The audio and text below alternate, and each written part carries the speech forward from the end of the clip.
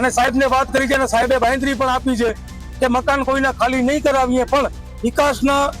વિકાસ જે રોડ બને છે ત્યાં કને વિકાસ કરવાનું જેને અડચણરૂપ આવશે એ થોડીક જગ્યા 40 ફૂટથી 80 ફૂટ જે જગ્યા છે એ તોડવામાં આવશે. તો એમાં પણ આ તમામ લોકોએ કોઓપરેટ કર્યું છે અને આ ગરીબ માણસો એટલે સુધી કીધું છે કે તમે પોલીસને ન બોલાવજો, અમે પોતે ખાલી કરી લઈશું. હવે આવી જનતા જો ગાંધીધામની હોય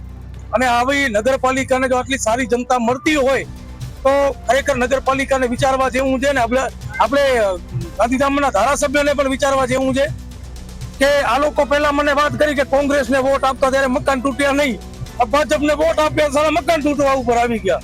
અને હવે એક જ નારો છે, ભાજપ બગાવ અને પોતાના મકાન બચાવો. જે પણ અત્યારે અમે કહીએ છીએ કે સ્લમ વિસ્તાર જે રસ્તા પૈકી કે વિકાસના કામોમાં જે નડતરરૂપ છે કે જ્યાં આપણે એ લોકોને દૂર કરવા જરૂરી છે તે તમામ વિસ્તારોને આપણે આવરી લઈએ છીએ. અને જ્યાં જ્યાં ઓલું થાય કે જ્યાં ટૂંક સમયમાં તમે જોશો કે જ્યાં વિકાસનું કોઈને કોઈ કામ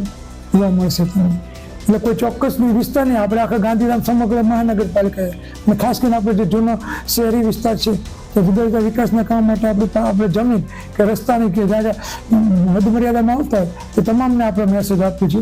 કે આજે નહીં તો કાલે ત્યાં આપણે કોઈને કોઈ નવું શહેરનું વિકાસનું કામ થવાનું છે અને લોકો સ્વચ્છ રીતે પણ દબાણો હટાવી રહ્યા છે, ખાલી કરી રહ્યા છે. અમારી તમામ માહિતીથી અપડેટ રહેવા માટે જોડાયેલા રહો S9 ન્યૂઝ સાથે.